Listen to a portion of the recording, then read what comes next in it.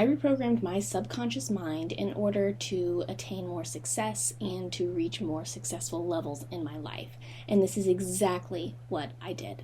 Reprogramming your subconscious mind has been all of the buzz for the last, I'd say, year and a half, right? And the whole idea is that you basically create a new belief system in an ingrained belief system that allows you to actually thrive and reach new levels of your life that you didn't think were possible before. Your subconscious mind consists of beliefs that you developed from a very young age. I mean, we're talking like 3-4 years old and into your teen years, right? Things that were just ingrained in you from the start. Things that this is just the way things are. And a lot of times those beliefs come from your family, how you were treated as a kid, different nuances to your life, right? A lot of times it doesn't just come from, oh, your parents told you this. But sometimes it's just a lifestyle, and it's this childlike view of life, right? Life looked a certain way, and so as a kid, you assumed that this was true, and that became your truth. Subconsciously, that became your truth, and that's what you've been living according to for your entire life. In order to actually make changes in your life, though, you need to reprogram your subconscious mind, which is 100% possible and can sometimes be very difficult because, like we said, this is an ingrained belief. This is a long-term belief. And I don't know about you, but it's really hard to unravel a belief, no matter how short-term it is. A belief is a belief. So, firstly, I'm going to really talk about what I shifted my mindset and my subconscious mind to believe. And those things were, number one, that I am worthy of having these desires, that I am worthy of having things in my life, that I'm worthy of having success, that I'm worthy of having unconventional success, that I'm worthy of living the life that I desire and not the life that the world says and that society says and that anybody says I need to live, right? I am worthy enough to decide this is what I want my life to look like, and that's what I'm going to do. And the second thing really ties into that, and that is that I don't have to please people. For so long, I was unconsciously living my life in this fashion of trying to prove myself, of trying to make sure that people approved of what I did, right? I wanted people to think that what I did was cool. I wanted people to think that what I did was interesting. I wanted people to think that what I did was worthy of success. I wanted people to look at me, see success, see what I did, and think, stand-up person. Now, the careers that I have really pursued, I'm an entrepreneur at heart. I've just come to terms with the fact that I will never be doing the same thing. None of those things really go like how I want to live my life had always gone against the grain of my subconscious beliefs, because for the longest time I believed that my career had to be a cookie cutter career, right? I went to school for accounting. I was planning on being an accountant, and I was going to work that job for 40 years. And I knew that career path wasn't approved, it was a conventional, proven career that people would approve of. So when I decided that it's like, you know what, I'm not going to be happy with that. I want to be an entrepreneur. I want to do all these different things. I want to be on YouTube. I want to do this. I want to do that, right? All these different things, all these ideas, and really pursuing these different ideas. When I realized that that's what I wanted my life to be like, I encountered friction because subconsciously, I didn't think I was allowed to do that. I didn't think I was allowed to be an entrepreneur. And I didn't think that I was allowed to be a successful entrepreneur. So, how did I actually change, rewrite, and redesign my subconscious mind? Now, there were a lot of different beliefs that I had to unravel and uncover, and that I am continuing to discover that have been ingrained in my subconscious, okay? So when I say that there's these two beliefs, I'm not saying that this is it and my life has been transformed. there's a lot, okay? Those two were the big ones, right? That's the big stuff right there. And it was not an overnight process. I started this process about 3 years ago. Okay, I started the process of really trying to get down to what I believed about myself about 2 to 3 years ago. So it's been a long time coming, and it's been a lot of work, and it's been challenging at different times to really face these different beliefs, okay? But I would have to say the first thing that I really did was simply journaling, okay? Journaling what I felt, journaling what was going on, journaling what was spinning around in my head, okay? And I mean, I call it free writing. That's what I did in school, was free writing. It's basically just this, like, you just write whatever comes to mind. And so, I do this frequently, actually, where I have something I can just tell that is very heavy on my mind. I'm not sure what it really is. I'm not sure what's bothering me. I'm not sure what is limiting me, but I feel like there's some sort of block. I can literally feel this, almost like this film on me that I need to get off. And so I'll sit down and I'll just start writing, okay? I'll just start writing, like, what I'm feeling, things that have been, like, on my mind, people that have been rubbing me the wrong way, all these different things. I'll just start writing. And I get to the bottom of what the issue is. I get to the bottom of, this is what I feel like. This is my problem. This is what I believe. This is what, right, identifying. What is the belief? Right? What is the belief? And, like, for me, I had this belief that I had to prove myself to my parents, and that in order to do that, I had to have this particular job, and that if I did not have this particular kind of job, if I did not have this particular kind of career, that they would not be proud of me, that they would disapprove of me, and that they would think that what I did for a living was stupid. They never told me this, but subconsciously, that was one of the things that I believed, was that if I pursue my dream, they are not going to approve. And I don't know if I could handle that, right? And so that was a belief that I had to get to the bottom to. And so journaling was a huge factor in my uncovering a lot of different subconscious beliefs and rewriting them and reprogramming them. Then I went through a period of time where there was a lot of different stuff happening. So I'll just sort of name the ones that I was doing at the time. So I started doing EFT tapping. And I learned about EFT tapping from the book Tapping into Wealth by Margaret Lynch. I think I just found it at the library. I felt like I saw it and I thought, I need to read this.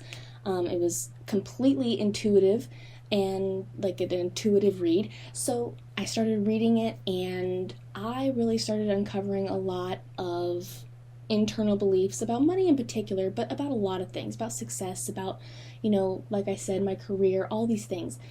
I uncovered a lot of different beliefs that were holding me back, that were blocking me.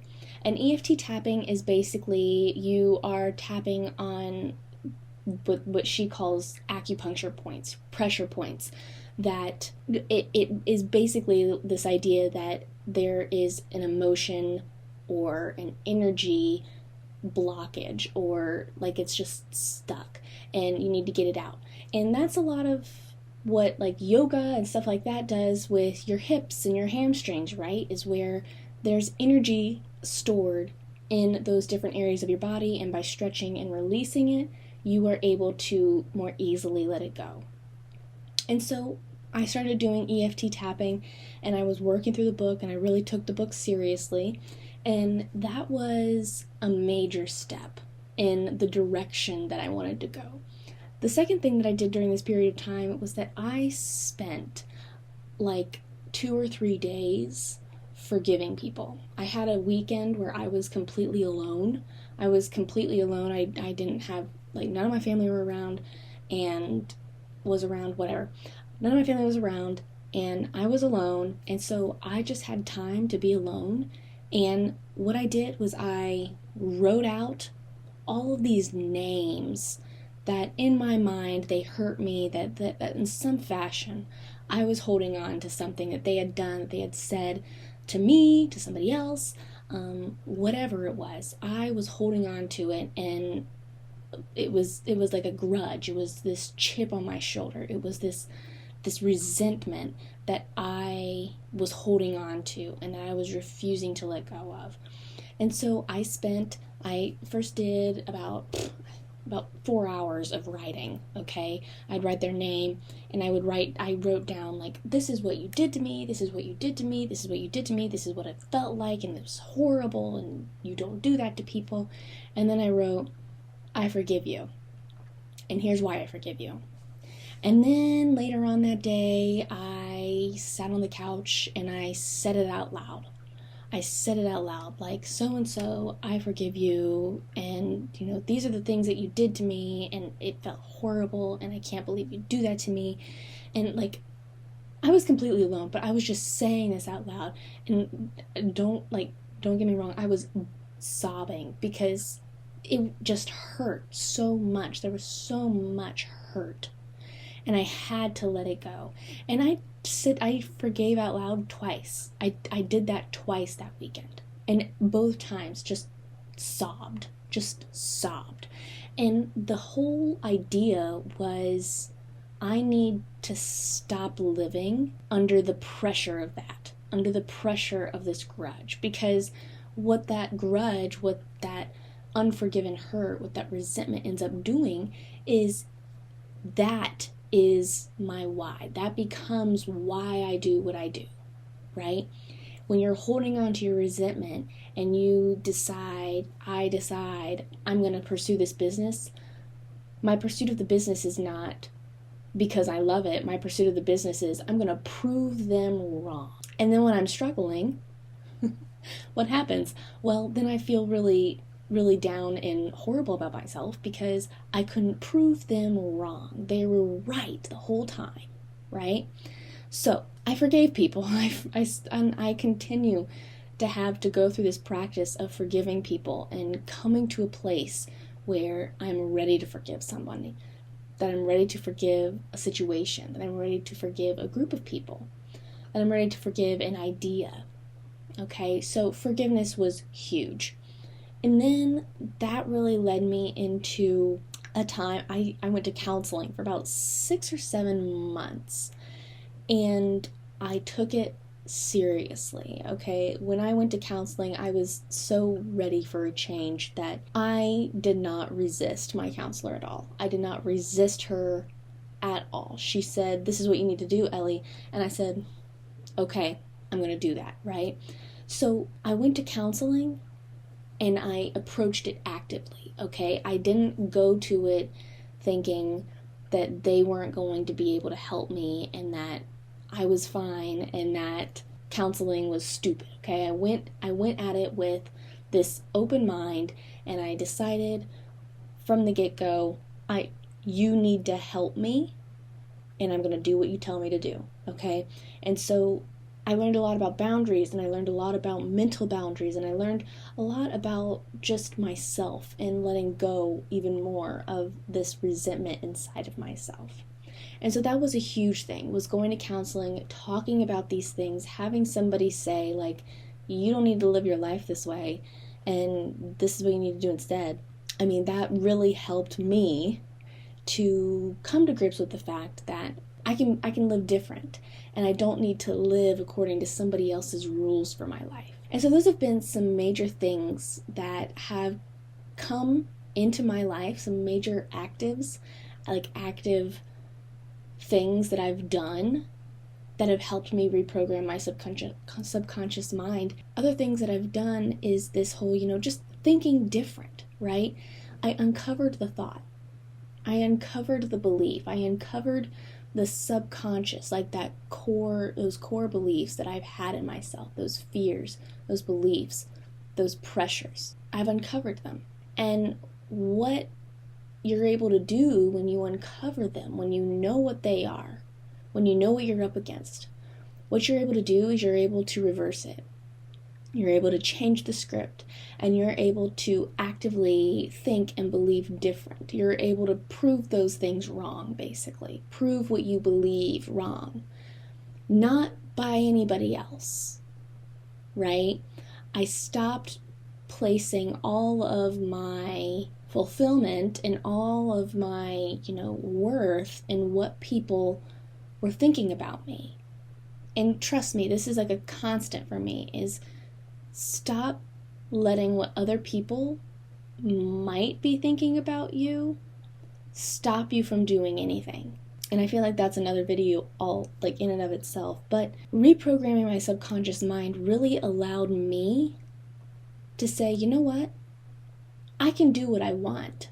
I can do what I want. It's my life. It's not anybody else's. And I'm allowed to want what I want. And at the end of the day, if I am happy, if I am fulfilled, and if I am being myself and living authentically and in alignment with myself, then why do I care what somebody else might be thinking about me? Why do I care? This, I feel like, is a massive topic, and I've talked a little bit and touched a little bit on it in several videos. The one that I think is the most impactful and has been the most impactful in my life is this video right here. It is all about self-concept and the self-concept that I shifted to in order to allow myself to be more successful. So you should definitely go and check that out. Thank you so much for joining me today. I love you oh so very much, and until we meet again, so long.